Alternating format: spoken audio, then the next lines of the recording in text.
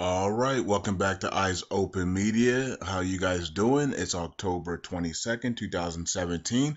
And I think I got one or two, I think I got two articles for you guys over here. I'm going to do the full report on, not report, but I'm going to do the full Iraq video on the main channel. Today we're going to go over just two articles, okay? So if you're looking for the main, the Facebook, comments and articles and all the articles, it'll be on the main channel after this video is over. Okay. So this video, we're just gonna check out two articles. And I'll try to make it as quick as possible. Okay, and before that, I want to tell you guys that Bittrex, if you have a Bittrex account, Bittrex will be honoring the Bitcoin Gold hard fork, and they will be in your wallet. I think it'll be in your wallet maybe by November 1st.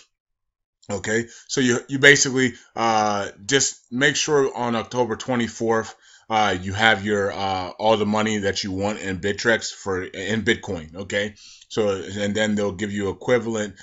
Excuse me. So let's say you have 3 Bitcoins in Bittrex, you'll get 3 Bitcoins worth of Bitcoin Gold. Okay, so Bitcoin Gold's futures are around $300 right now, somewhere around there. It could drop, it could go. I don't know, but um, other than that, Bittrex, I don't think is going to allow you to sell it on their platform.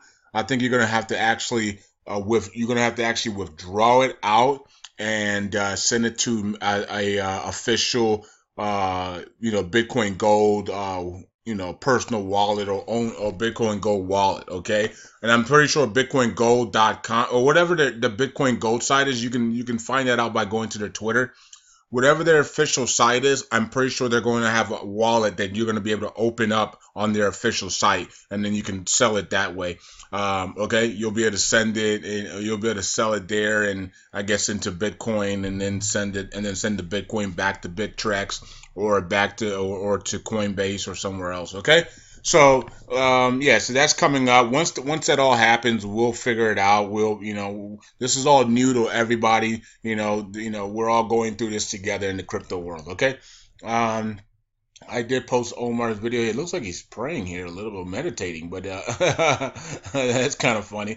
But he did a video about Bitcoin, Mastercard, blockchain, Treasure 2, and Ethereum. So check that out. So here's the two articles that I want to check out. The one is the central bank, and the other one is dealing with I can't remember, but we'll check it out right after this one. Okay, so let's read this one. It says that the central bank calls on the IMF, which is the monetary, the IMF is the International Monetary Forum, uh, and let's see here. It says to resolve the issues of the withdrawal of global banks from the Iraqi arena. Okay, so basically, I haven't read it, but I think Alok is basically saying that that he needs all the international banks to reconnect back with Iraq. And I told you guys this the other day. I'm not sure if it was on this channel or the main channel, that the article that about the private banks linking with America was a great move because and now Iraq linking themselves with Saudi Arabia. That is the internationalism that we need because Saudi Arabia is linked to America, right? And so when we saw that the private banks were linked to the U.S. banks, that I told you guys that now we're going to see that the global banks also link to the Iraqi banks because when they switched on when they launched the private sector and they revealed the rate, it's got to go to all the banks around the world. So America was first to link to the private banks, and you're going to see all the banks around the world also link to the private banks. And this is why Alok is telling the IMF, I need all of the global banks to come on in and link up to the private banks. So when I do release the rate by launching the private sector, it's global, right? It's global, and everybody can go exchange and return the 3-0 notes. Because that's what he's doing, right? It's the project to delete the 3 zeros. So he needs everybody he needs people like you and I. Excuse me for hitting that noise, making that noise on my laptop. I actually hit my laptop, but he needs me. He needs people like us to return the 3-0 notes, and that's what the project to delete the 3-0 is. Okay.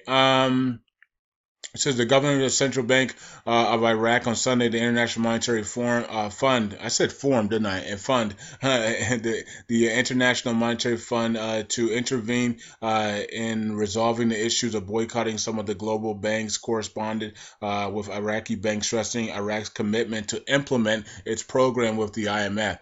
See, some of these banks left because Iraq was taking so long to implement the economic reforms and the project to delete the 3 zeros. They kept extending it every year. It was an extension. Some of the banks said, HELL with this. You know what I mean? We're out. So now Alak is saying, look, we've implemented it. We removed the restrictions. We removed everything that you guys are asking for. Come on back. We got you. So because he wants to be able, they need to be able to exchange it all over the world like they do the American dollar, right? And the euro and the Chinese yuan and so on and so forth. Okay. So the central bank appreciates the work of the IMF team and the flexibility in the policies of advising, as it is important to reach this degree of flexibility and understanding of the exceptional Iraqi situation where it stands out.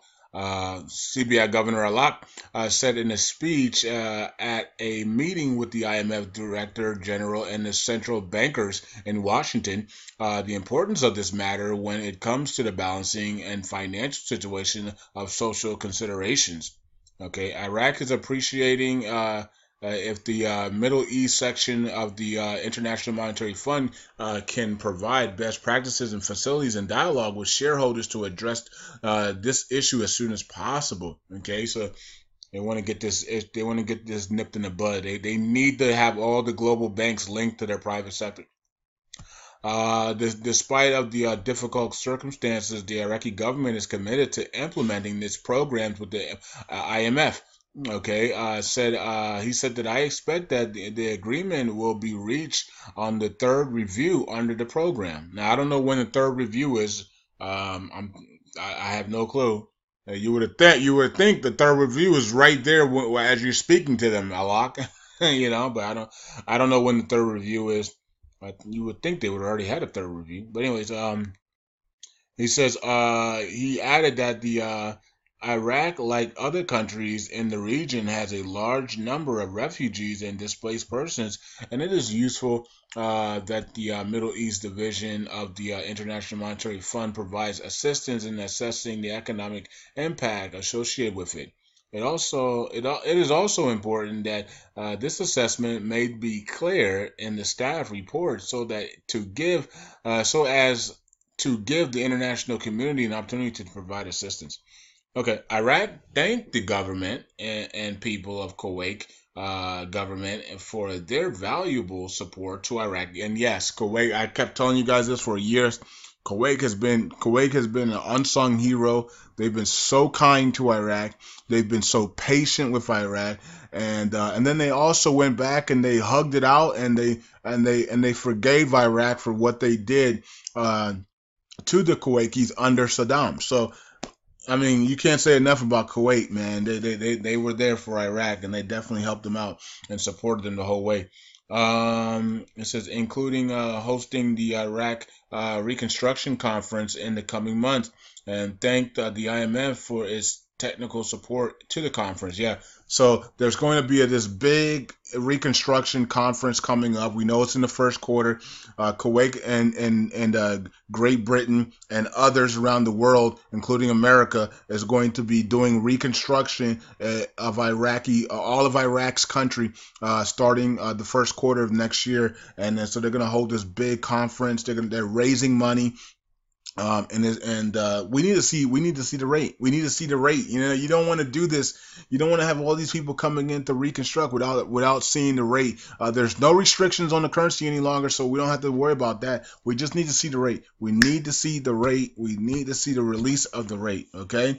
And I think some of you guys are still talking about the Article 140. America, I don't know if America, man, look, America don't want to anger nobody or anger nobody. So they said that Kirkuk is still a disputed area, even though Iraq government actually retook it. So I didn't really like that because if Iraq's government retook it with the help of the Kurdish corresponding to it, then let it be an Iraqi territory and not a Kurdish territory, and let Abadi be able to implement Article 140. America comes out and says that it is still a disputed area, and I just said, man, because I mean, that's all it's going to do is just continue to delay and continue the fighting to continue on because it's a disputed area still. We don't want disputed areas. We want to activate Article 140, which removes all disputed areas. Okay, and this is the last article here. It says Iraqi Electoral Commission sets date for general elections. Okay, so we didn't get the elections in September. They were postponed because we had this referendum stuff that, the same people that didn't care about the referendums 2 months prior, and they came out with statements saying they don't care about no referendums. Kurdish region ain't doing nothing. And then I came out and told you guys that is a bullcrap lie. And watch when we get into about 15 days left before the referendums, you're going to see these people start to threaten Kherson region. They're going to start to do death threats. They are going to be so nervous. They are going to be outrageous. They are going to be doing things that you never thought they would do. And that's exactly what happened. As soon as we got down to about 20 days, they started itching. They were starting to get scared. We got down to 15. They went ballistic. We got down to 5. They threatened to come in the Kherson region and destroy it, including Turkey, and then they wanted to war with the Kherson region. And then they're actually in kind of a civil war right now, and it's a small one, but it is happening right now. So, and these are the same people that said they didn't care about the referendums.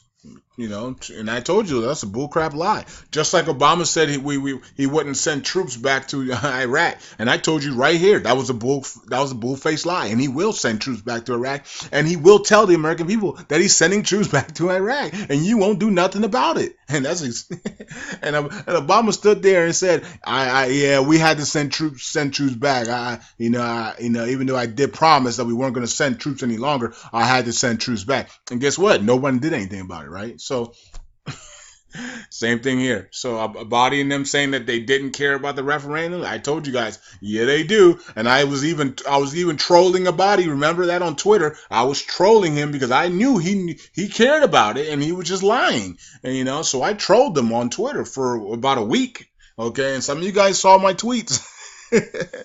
Because I hate when people do that, man. I hate when you talking about you don't care about the referee. Yes, you do. That's embarrassing under your watch, and it was, and he went ballistic after that, right? So, anyways, it says here that the Electoral Commission set on Sunday, October 22nd, the day of the country general elections to be held next year. Okay, and he said that May 12, 2018 has been set the date to hold the elections.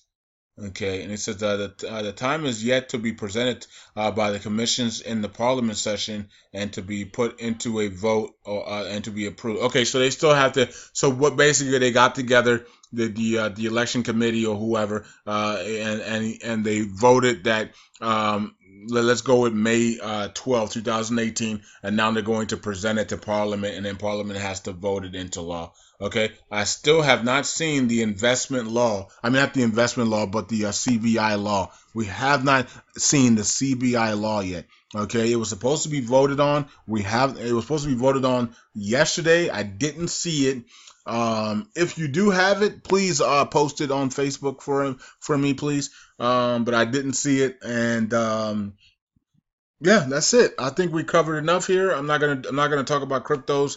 I'll do that on the main channel. We did talk about Bittrex that will support Bitcoin Gold, but I don't think you're gonna be able to sell it on Bittrex. You're gonna have to actually send it to a Bitcoin Gold wallet, which you should be able to find. Once the forks happen, you should be able to Bitcoin Gold. Bitcoin Gold, the main site for Bitcoin Gold should have a place where you can sign in and create a wallet there, and then you can send your gold there, and then you maybe sell it for Bitcoin, exchange it for Bitcoin or something like that. Exodus wallet as well. If you have Exodus, you might be able to send it to Exodus if they have Bitcoin Gold there, and then you can exchange it for Bitcoin. I think that is it. I don't got anything else. Okay, so short video, not too long. It's one of my, back in the day when I used to do 15-minute videos. This is one of those days. All right, so we'll be back to normal on Monday. Peace out, everybody. God bless. Eyes open. I'll see you guys on the main channel in a little bit. Subscribe to both channels, and I'll talk to you guys later. Bye.